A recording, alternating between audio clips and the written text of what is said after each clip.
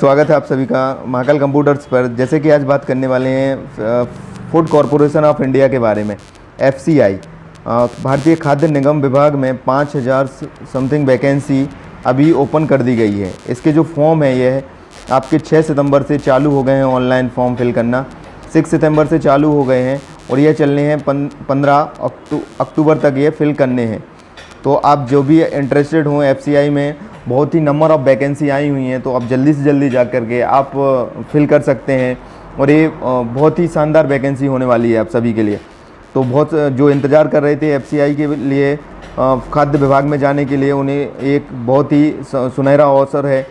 और इसमें जो वैकेंसी है मैं बता दूं, वैकेंसी पहले से ही डिसाइड कर दी गई है। 5000 वैकेंसी किस किस जोन को कितनी वैकेंसी दी गई हैं, ये सारी चीज़ें इस वीडियो में जानेंगे। जैसे कि नॉर्थ रीजन में आपको दी गई हैं। नॉर्थ रीजन में सिविल इंजीनियर के लिए कितना वैकेंसी है ये पहले ही उन्होंने डिसाइड कर दिया है। ओबीसी के लिए कितना है, 4 है, टोटल 22 वैकेंसी है।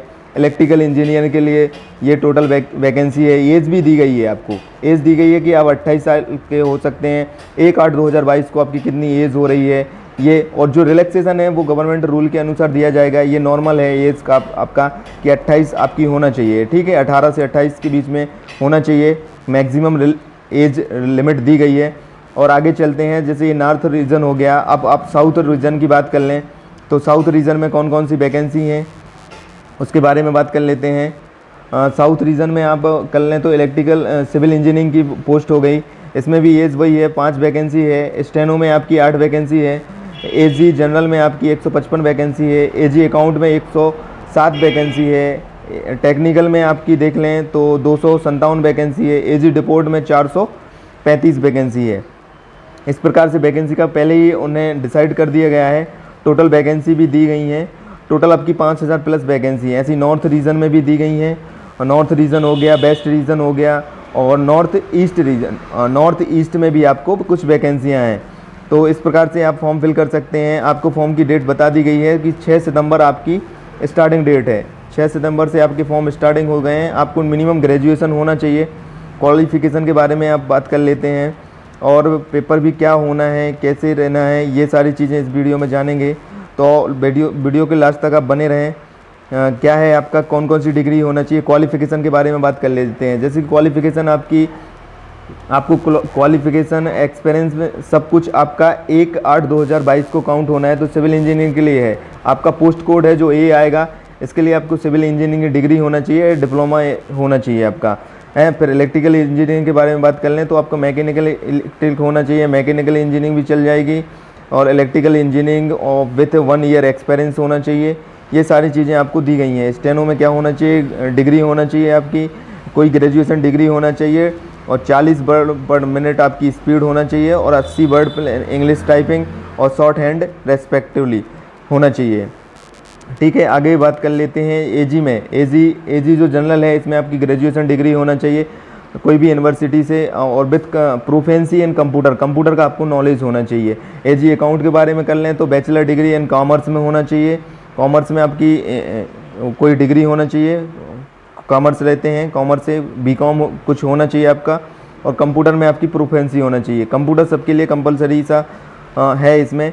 और जैसे एजी, अब आप टेक्निकल एजी की बात कर लें। एजी पोस्ट है जो 3rd ग्रेड टेक्निकल है। बीएससी इन एग्रीकल्चर है, बीएससी होना चाहिए सेकंड में। अथवा आपकी क्या चल जाएगा, BSc with any one of the following subject recognized university, botany, zoology, किसी से भी सब्जेक्ट से आपकी इतनी सारी होना चाहिए। बीटेक साइंस में भी आपकी है, बीए टेक होना चाहिए इन food science and technology, agriculture engineering, biotechnology, कोई भी AICTE अप्रूव्ड मान्यता से आपकी होना चाहिए, ठीक है। ये एजी के बाद डिपोर्ट के बारे में बात कर लें।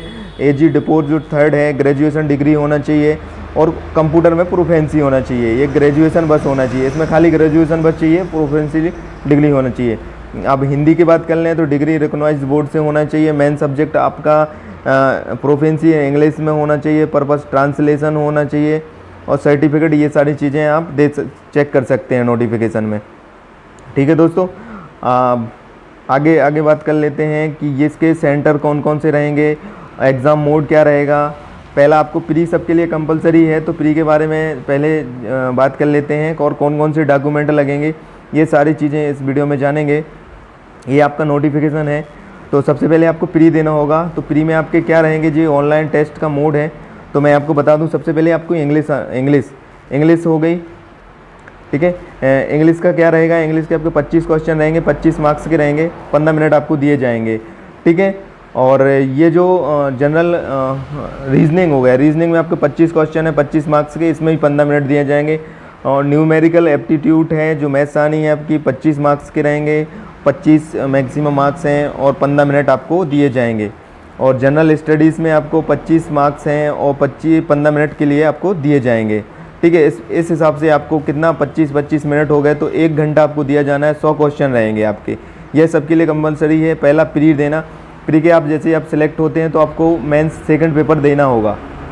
जैसे कि आप इंजीनियरिंग वाले हैं तो सेकंड, फोर्थ और थर्ड देना होगा, और किसी के लिए थर्ड पेपर है, नहीं तो 2 पेपर देने होंगे आपको, ठीक है।